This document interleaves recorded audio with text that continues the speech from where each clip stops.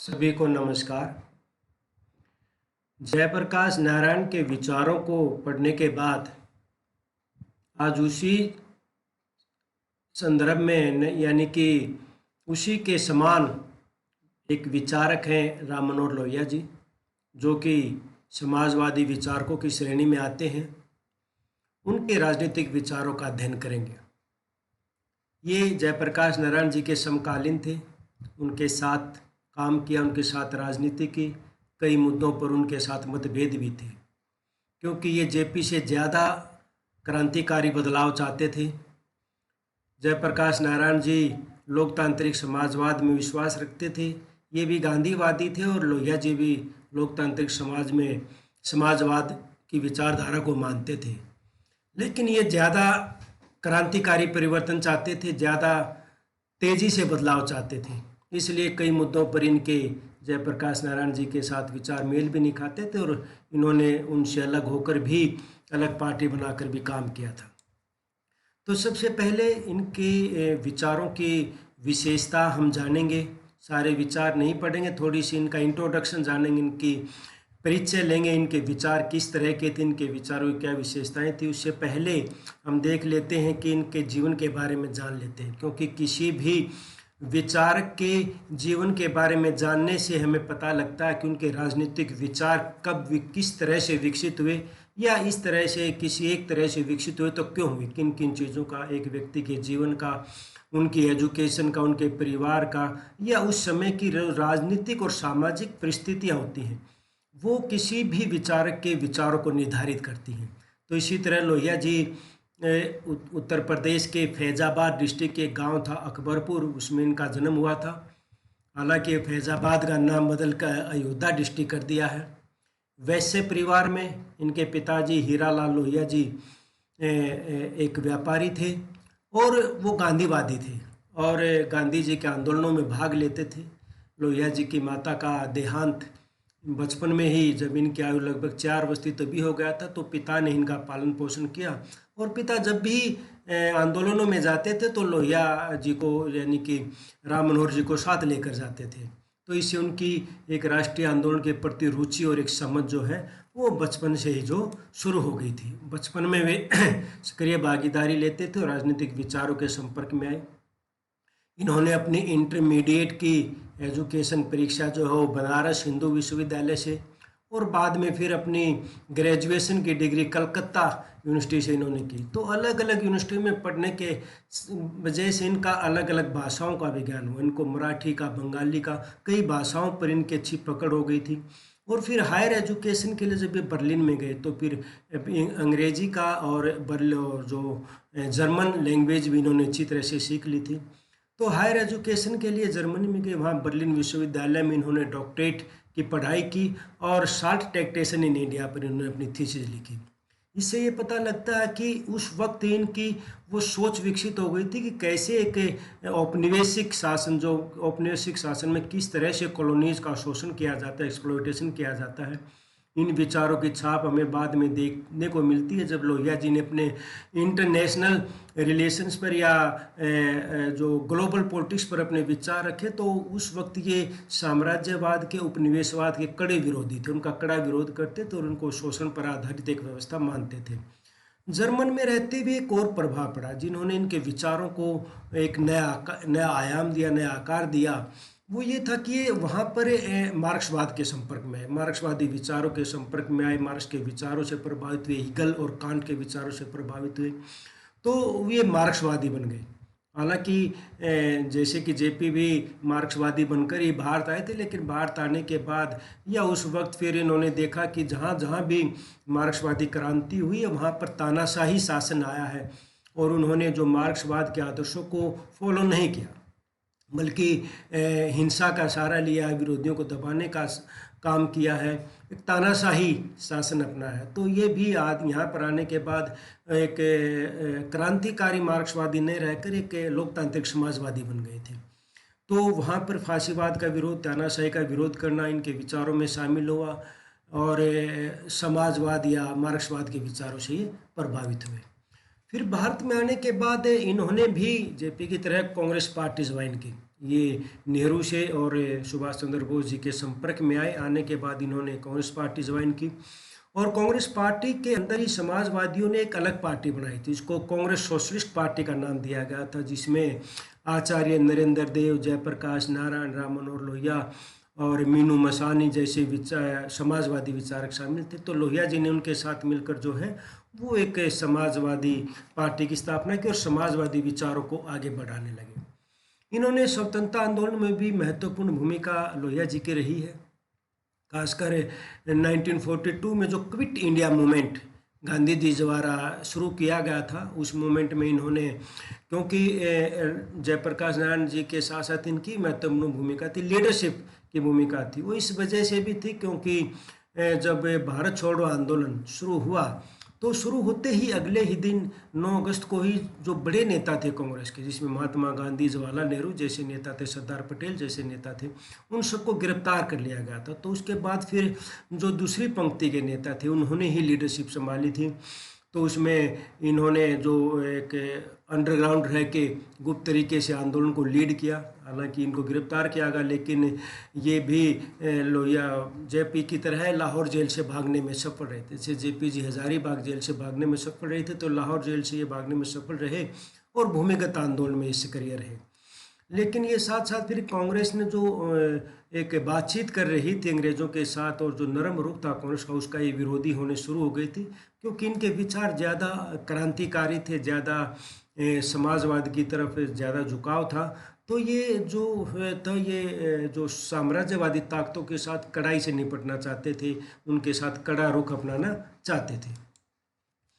फिर स्वतंत्रता के बाद इनका कांग्रेस पार्टी से धीरे धीरे मोह भंग हो गया और कांग्रेस पार्टी ने भी फिर बाद में अपने 1948 के अधिवेशन में ये स्पष्ट कर दिया कि 1948 के बाद इन्होंने जो कहा कि कांग्रेस सोशलिस्ट पार्टी को इन्होंने ख़त्म करने की बात की, क्योंकि ये पार्टी के अंदर ही एक अलग विचारधारा को अब कांग्रेस पार्टी स्वीकार नहीं करना चाहती थी। पहले करती थी, ऐसे विरोधी विचारों को कांग्रेस के अंदर समाहित किया जाता था, लेकिन अब उन्होंने इनको ख़त्म करने की बात की। तो जो कट्टर समाजवादी थे, जिनका समाजवाद में गहरा विश्वास था, उन नेताओं ने कांग्रेस पार्टी छोड़ना ही उचित समझा और कांग्रेस पार्टी छोड़कर इन्होंने अपनी अलग पार्टी समाजवादी पार्टी का गठन किया, जिसमें मीनू मसानी या फिर जयप्रकाश नारायण, राम मनोहर लोहिया जैसे विचारक थे, इन्होंने किया। फिर 1952 के चुनाव के बाद क्या हुआ कि समाजवादियों को ज़्यादा सफलता नहीं मिली। जो पहले आम चुनाव हुए केवल 10 सीटें इनको मिली।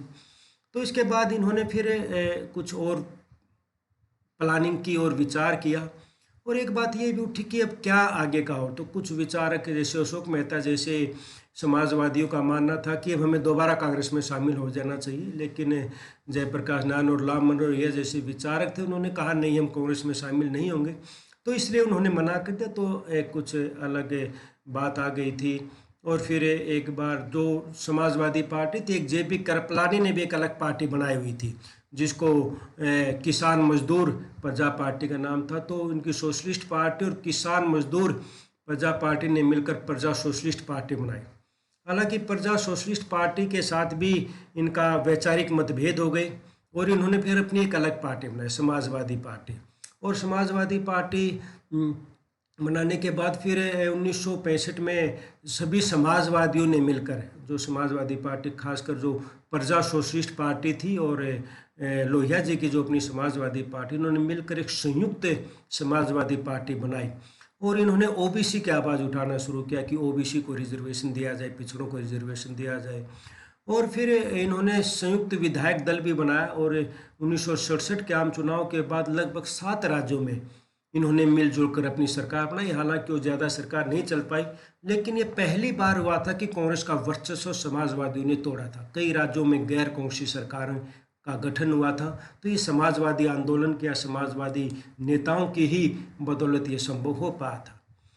फिर 1952 के चुनाव में तो लोहिया जी चुनाव नहीं जीत पाए थे। हालांकि इसकी पार्टी ने कई विधानसभा क्षेत्रों में सीटें जीती थी, लेकिन फिर 1963 में उपचुनाव हुए थे, तो वहाँ पर फर्रुखाबाद लोकसभा सीट से इन्होंने चुनाव जीता था। उसके बाद 1967 में भी इन्होंने जो है वो कन्नौज से चुनाव जीता था लोकसभा का।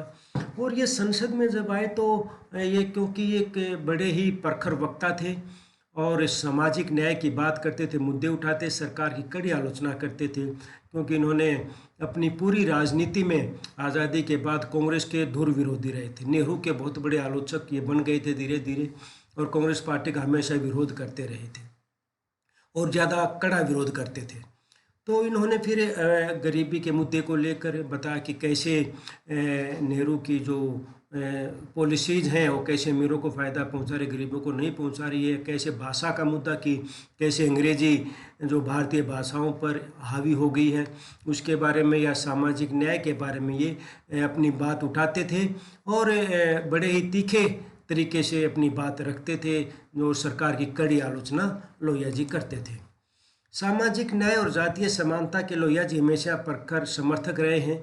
इन्होंने 60-40 का एक फार्मूला दिया था। जब इन्होंने अपनी संयुक्त सोशलिस्ट पार्टी जब बनाई थी तो उसमें इन्होंने एक नारा दिया था कि हम 60-40 यानी कि 60% रिजर्वेशन जो है पिछड़े वर्गों को मिलना चाहिए, महिलाओं का पिछड़े वर्गों को मिलना चाहिए, और 60% जो सीटें हैं वो सामान्य वर्ग के लिए छोड़नी चाहिए। तो इन्होंने ओबीसी की राजनीति शुरू की थी, और जो बाद में मंडल आयोग में जिसका हमने प्रैक्टिकल रूप भी देखने को मिला था। तो ये लोहिया जी का फिर 1967 में ही, यानी कि 1967 के चुनाव के बाद ही इनका देहांत हो गया था, थोड़ी सी बीमारी के बाद। विलिंगटन हॉस्पिटल दिल्ली में, फिर बाद में उस हॉस्पिटल का नाम बदलकर आज राम मनोहर लोहिया हॉस्पिटल कर दिया गया। तो ये उनका जीवन परिचय था। विरासत में देखें तो वो कभी बड़े चुनावी नेता नहीं रहे, यानी कि उनकी पार्टी बड़ा कोई सरकार बनाने में सफल नहीं रही कहीं पर भी, या बहुत ज़्यादा सीटें जीतने में सफल नहीं रही, और वो भी चुनाव हार भी गए थे और जीत भी जाते थे। तो बहुत बड़े चुनावी नेता तो नहीं थे, लेकिन उन्होंने जो ओबीसी की आवाज़ उठाना शुरू किया, वो बाद में कई नेताओं ने उस मुद्दे को उठाया और उनका ही अनुसरण करते, उनको ही अपना गुरु मानते हुए, उनके पच्चीनों पर चलते हुए कई नेताओं ने, जिसमें जॉर्ज फर्नांडिस, मुलायम सिंह यादव, लालू यादव जैसे नेता हैं, इन्होंने लोहिया जी की राजनीति को ही आगे बढ़ाया, जिसमें उन्होंने पिछड़े वर्गों को अधिकार दिलाने के या उनको आरक्षण दिलाने की जो बात थी। और लोहिया जी की याद में एक लखनऊ में विश्वविद्यालय का नाम रखा गया, और दिल्ली में हमने देखा एक हॉस्पिटल का नाम लोहिया जी के नाम पर रखा गया है। अब उनके पॉलिटिकल थॉट्स को तो हम कुछ जो महत्वपूर्ण थॉट हैं, जैसे कि सोशलिज्म के बारे में या फिर उनकी 7 रिवॉल्यूशन के बारे में, ये तो हम आगे पढ़ेंगे अगले क्लासेस में। अब इसको कुछ फीचर्स देख लेते हैं उनके पॉलिटिकल थॉट के क्या क्या फीचर्स हैं। एक तो वो एक क्रांतिकारी विचारक थे। उत्तर औपनिवेशिक काल में, यानी कि आज़ादी के बाद, वो एक बहुत बड़े क्रांतिकारी विचारकों में शामिल थे, जो बड़ा ही बदलाव चाहते थे, समाज में हर क्षेत्र में बदलाव चाहते थे। और वो हमेशा जो है जो मार्क्सवाद था, जो समाजवाद था, उन्होंने भारतीय मूल्यों के अनुसार उसको ढाला। एक बहुत सी मौलिक विचारकों में राम मनोहर लोहिया जी को गिना जाता। उनके विचार अपने कुछ मौलिक थे, जैसे हम देखेंगे कि उन्होंने जो हिस्ट्री की व्याख्या की, और उन्होंने पहली बार ये बताया कि भारत में समाजवाद दिलवाने के लिए सिर्फ वर्ग संघर्ष ही आधार नहीं हो सकता। यहाँ पर जाति के आधार पर भेदभाव है, यहाँ पर जेंडर के आधार पर जो डिस्क्रिमिनेशन है उसको मिटाना जरूरी है। तो इन्होंने समाजवाद को भारतीय मूल्यों के अनुसार या भारतीय समाज के अनुसार एक नए तरीके से डाला, एक नया समाजवाद इन्होंने रखा था, और इन्होंने गांधीवादी मूल्यों को भी इसमें जोड़ा था। ये सिर्फ सिद्धांत ही नहीं थे, एक विचार की नहीं थे, बल्कि एक राजनीतिज्ञ भी थे। इन्होंने अपने चिंतन को, अपने विचारों को जो है वो सक्रिय राजनीति से जोड़ा, और ये उनको लागू करवाने के लिए हमेशा संघर्ष करते रहे। आज़ादी के बाद भी ये सत्याग्रह आंदोलन करते रहे। आज़ादी के बाद भी इनको जेल में जाना पड़ा। आज़ादी के बाद भी ये नेहरू की नीतियों के खिलाफ आंदोलन करते थे, सत्याग्रह करते थे। तो ये अपना एक्टिव भी रहे, राजनीति में भी एक्टिव रहे, अपने सिद्धांतों को जो दिया था उनको एप्लीकेबल करने का भी इन्होंने अपने जीवन में प्रयास करते रहे। अगर इनके विचारों पर देखें तो ये भारतीय विचारकों में गांधी जी से, और कुछ हमारे जो शास्त्रीय ग्रंथ है, जो एपिक है, जिसमें रामायण महाभारत की जो कथाएं हैं, उनसे प्रेरणा लेते थे। और इसके साथ साथ अगर पाश्चात्य विचारकों में देखें तो मार्क्स के साथ साथ ये हिगल और कांट से भी प्रभावित थे। तो जर्मनी में जो इनको शोध किया, यूरोपीय समाजवाद से परिचित हुए, लेकिन कट्टरपंथी मार्क्सवाद के आलोचक थे, क्योंकि इनका मानना था, इन्हें मार्क्सवाद की आलोचना भी की। ये दोनों ही चीज़ों के समर्थक भी थे और आलोचक भी थे। जैसे गांधी जी के विचारों का, सत्याग्रह, नॉन वायलेंस का इन्होंने अनुयायी थे, उनका समर्थन करते थे, लेकिन साथ ही साथ ये ज़्यादा जो है रेडिकल ट्रांसफॉर्मेशन चाहते थे, तो इसमें गांधी जी के विरोध भी हो जाते थे। और उसी तरह ये मार्क्सवाद के समर्थक होती है भी मार्क्सवाद के जो हिंसा वाला पहलू था कि हिंसात्मक तरीके से क्रांति या मजदूरों की तानाशाही की बात करते थे, उनका ये विरोध करते थे। और समाजवाद में इन्होंने एक बदलाव भी किया। इन्होंने कहा कि जिस मार्क्सवादी समाज को हम पढ़ते हैं वो यूरोपीय समाजवाद है, यानी कि यूरोप की इतिहास की व्याख्या की गई है, यूरोप के अनुसार समाजवाद की व्याख्या की गई, जबकि एशियाई परिस्थितियाँ या जो है इंडियन सोशल सिस्टम वो अलग है। यहाँ पर वर्ग के बजाय हमें जाति के आधार पर भेदभाव देखने को मिलता है, और हमें जातीय संघर्ष को या जातीय भेदभाव को मिटाना है, जाति के शोषण को मिटाना है, या जेंडर के आधार पर जो भेदभाव है, तो या भाषा का जो डोमिनेंस अंग्रेजी का, तो उन्होंने वो मुद्दे उठाए थे जो कि भारतीय परिस्थितियों के अनुरूप थे। गांधीवादी नैतिकता और समाजवादी दृष्टिकोण दोनों ही बात थे। उन्होंने नॉन वायलेंस एथिक्स और डिसेंट्रलाइजेशन का समर्थन किया, जो गांधी के आदर्श को आगे बढ़ाते थे, लेकिन ज़्यादा जो मैंने बताया था ये स्ट्रक्चरल रिफॉर्मेशन ज़्यादा चाहते थे। एक उनकी राजनीति का, पूरी राजनीति का जो आज़ादी के बाद मुख्य रूप से उनकी जो राजनीति की, वो नेहरू का विरोध करने के, आकांक्ष का विरोध करने की थी। वो खासकर डिसेंट्रलाइजेशन का, जिसका जेपी ने भी समर्थन किया है, और फिर जो है गांधी जी भी जिसका समर्थन करते थे, ये उसका समर्थन उसके अनुसार डिसेंट्रलाइजेशन चाहते थे, विकेंद्रीकरण, पावर्स का डिस्ट्रीब्यूशन चाहते थे, निचले लेवल पर उनको डेलीगेशन होनी चाहिए, पावर मिलनी चाहिए, खासकर गांवों को या लोकल जो अथॉरिटीज़ हैं, लोकल जो गवर्नमेंट है जिसमें नगर पालिका या ग्राम पंचायत, उनको ज़्यादा अधिकार देने का समर्थन करते थे। आगे देखते इन्होंने एक 4 पिलर स्टेट का भी जो अवधारणा दी थी। तो मानते थे कि नेहरू जी की 2-3 बातों पर आलोचना करते थे। तो ये थे कि उन्होंने सेंट्रलाइजेशन को बढ़ाया है, यानी कि सारी शक्तियाँ केंद्र के पास आ गई, और जो सेंट्रलिज्म या जो सेंट्रलाइज सोशलिज्म की बात है उसका ये विरोध करते थे। और दूसरा ये कहते थे कि वो अभिजात्य वर्ग का समर्थन करते हैं, और जो समाज में मुख्य मुद्दे हैं जो जिससे सामाजिक रूप से न्याय होता है, खासकर जाति का मुद्दा है या फिर जो है जेंडर जस्टिस का बात है, उस पर नेहरू जी ज़्यादा फोकस नहीं कर रहे, बल्कि इकोनॉमिक डेवलपमेंट को ज़्यादा महत्व दे रहे हैं। उन्होंने एक जो है इनोवेटिव कॉन्सेप्ट दिया सोशलिज्म का, जिसको न्यू मार्क्सिज्म सोशलिज्म। उन्होंने कहा कि ये मेरा सोशलिज्म और नो मार्क्सिस्ट सोशलिज्म है, जिसमें मार्क्सिस्ट सोशलिज्म में तो सिर्फ क्लास स्ट्रगल पर फोकस किया गया कि समाज में 2 क्लासेज हैं और एक क्लास दूसरी का शोषण करती है। तो उसने कहा एक क्लास जस्टिस की बात है, जेंडर जस्टिस या कास्ट एबोलिशन, इकोनॉमिक इक्वलिटी और लिंग्विस्टिक डेमोक्रेसी, ये मुद्दे होने चाहिए। तो इन मुद्दों को उन्होंने अपने समाजवाद की धारणा में महत्वपूर्ण स्थान दिया। उन्होंने सप्त क्रांति या 7th रिवॉल्यूशन का कॉन्सेप्ट दिया था, जिसको हम आगे पढ़ेंगे कि अलग अलग फील्ड में उन्होंने रिवॉल्यूशन या ट्रांसफॉर्मेशन की बात की थी। उनकी राजनीति में जाति केंद्र में रही।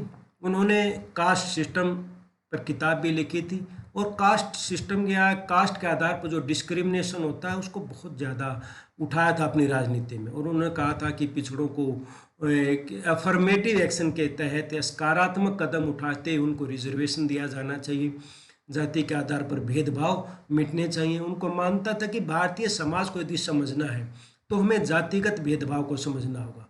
मार्क्सवाद के अनुसार हमने वर्ग के आधार पर भारतीय समाज को हम समझने की कोशिश करेंगे तो हम नहीं समझ पाएंगे। इसके लिए हमें जाति या जो लिंग के आधार पर जो डिस्क्रिमिनेशन होता है उसको हमने समझना पड़ेगा।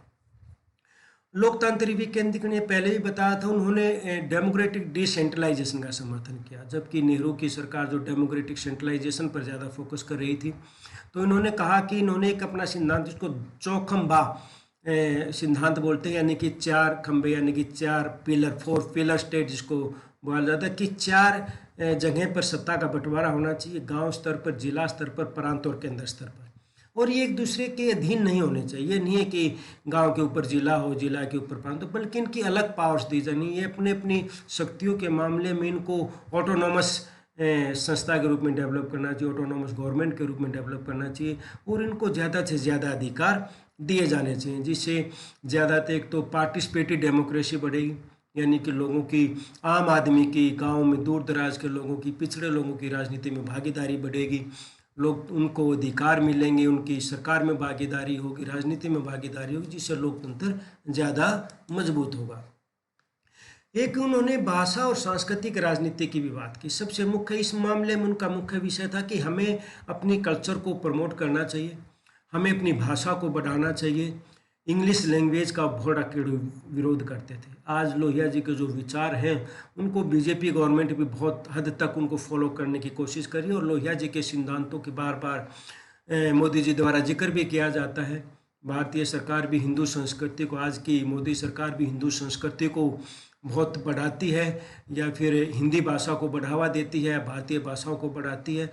तो ये लोहिया जी के विचारों में भी यही था। लोहिया जी इंग्लिश का हमेशा उन्होंने विरोध किया और कहा कि हमें जो इंडियन लैंग्वेजेस है, खासकर हिंदी के पक्ष में उन्होंने तर्क दिया कि जब तक लोकतंत्रीकरण नहीं हो सकता, जब तक अंग्रेजी भाषा का प्रयोग ऑफिसेज में होता रहेगा, इसे आम आदमी तो बिल्कुल कट जाएगा। सरकार जो इंग्लिश नहीं समझ पाते, जो उनकी भाषा भी नहीं, जो एक विदेशी भाषा उन पर थोपी जा रही है, तो उनको एक राजनीति से या लोकतांत्रिक व्यवस्था से या लोकतांत्रिक भागीदारी से दूर रखने का एक प्रयास अंग्रेजी भाषा को थोपना। तो इन्होंने अपनी पूरी राजनीति के दौरान अंग्रेजी भाषा का विरोध किया और हिंदी भाषा और भारतीय भाषाओं को आगे बढ़ाने पर जोर दिया। देश की राजनीति, जाति की राजनीति, सामाजिक न्याय की बात या लोकतांत्रिक विकेंद्रीकरण के साथ साथ अंतर्राष्ट्रीय संबंधों पर भी, अंतर्राष्ट्रीय राजनीति पर भी लोहिया जी के अपने एक विचार थे। उनका विचार, एक तो उन्होंने विश्व सरकार की बात कही और दूसरा उन्होंने निःशस्त्रीकरण का समर्थन किया। सबसे महत्वपूर्ण बात ये थी कि वो जो न्यूली इंडिपेंडेंट कंट्री थे, जिनको हम थर्ड वर्ल्ड कंट्री बोल सकते हैं, जो कि उपनिवेशवाद के बाद जिनको आज़ादी मिली थी लंबे समय के बाद, जो 1945 के बाद, सेकेंड वर्ल्ड वॉर के बाद 1960 के दशक तक ये दौर चला था, वो उनको इकट्ठा होने की बात करते थे। वो अमेरिका के डोमिनेंस इम्पीरियलिज्म का विरोध करते, यूरोपियन इम्पीरियलिज्म का विरोध करते थे और मार्क्सिस्ट कम्युनिज्म का विरोध करते थे, दोनों का विरोध करते थे। वो कहते थे कि नव स्वतंत्र राष्ट्र जो हैं, न्यूली इंडिपेंडेंट कंट्री हैं, उनको अपना एक यूनिटी बनानी चाहिए और अपनी बात उठानी चाहिए और उनको हर जगह साम्राज्यवाद का विरोध करना चाहिए। उनकी विरासत हमने पहले ही पढ़ी है। उनकी विरासत ये रही है कि जो हाशिए पर रह रहे लोग थे उनकी उन्होंने आवाज़ उठाई, पिछड़े वर्गों की हमेशा आवाज़ उठाई, और जो बाद में मंडल कमीशन का मुद्दा आया, बीपी मंडल ने जो सिफारिश की थी कि एससी के अलावा भी और SC ST के अलावा भी और भी बहुत सारी जाति पिछड़ी हुई हैं, उनको भी रिजर्वेशन दिया जाना चाहिए, उनको भी ऊपर उठाने का प्रयास किया जाना चाहिए।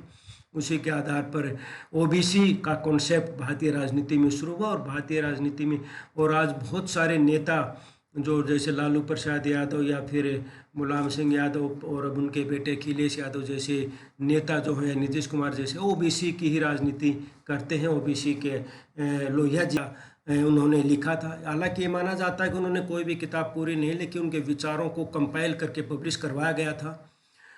उनके कुछ विचार जो अंतर्राष्ट्रीय राजनीति से संबंधित थे, उनमें जैसे fragments of a world mind और fundamentals of a world mind जो थे, इनको उन्होंने उनकी मृत्यु के बाद कंपाइल करके पब्लिश करवाया गया था। इसके अलावा मार्क्स, गांधी और सोशलिज्म नाम से एक किताब फेमस है, जो उसमें उनका ओरिजिनल थिंकर के रूप में जो हम जानते हैं कि उन्होंने कैसे मार्क्स और गांधी का मिश्रण भी किया, उनको मिक्स भी किया अपने विचारों में और उनकी आलोचना भी की, उनको कंपेयर भी किया। एक कास्ट सिस्टम पर उन्होंने किताब लिखी, द कास्ट सिस्टम। उसमें बताया कि भारतीय समाज जो है वर्गों में नहीं बल्कि जातियों में बटा हुआ और किस तरह जाति के आधार पर डिस्क्रिमिनेशन होता है, कैसे भेदभाव होता है। वही लॉ ऑफ हिस्ट्री में उन्होंने हिस्ट्री की व्याख्या एक अलग तरीके से की। जैसे मार्क्स ने हिस्टोरिकल मेटेरियलिज्म की व्याख्या की है कि हिस्टोरी कैसे समाज दो वर्गों में बटा रहा है और एक वर्ग द्वारा दूसरे वर्ग का जो है वो शोषण होता रहा है और एक्सप्लॉयटेशन होता रहा है। और लेकिन लोहिया जी ने कहा कि भारतीय संदर्भ में ये बात सही नहीं है। वो व्याख्या जो थी वो इतिहास की व्याख्या मार्क्स ने जो हो यूरोपीय समाज के आधार पर की थी, यूरोपीय समाज की व्याख्या हम कह सकते हैं। लेकिन यदि हम एशियाई समाज की या भारतीय समाज की व्याख्या करें तो वर्ग के आधार पर इसकी व्याख्या नहीं हो सकती। इसकी व्याख्या जो है वो जाति के आधार पर या लिंग के आधार पर भेदभाव को भी शामिल करना पड़ेगा।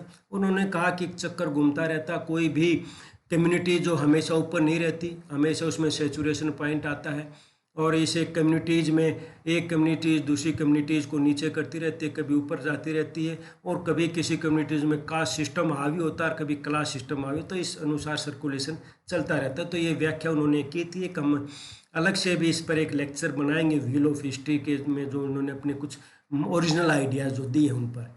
इंटरवल ड्यूरिंग पॉलिटिक्स, उन्होंने कुछ दिन पॉलिटिक्स से दूर रहे तो उस दौरान उनके विचार जो उन्होंने समाजवाद, गांधीवाद या सोशल जस्टिस के बारे में जो विचार दिए थे उनकी व्याख्या इसमें की है उन्होंने।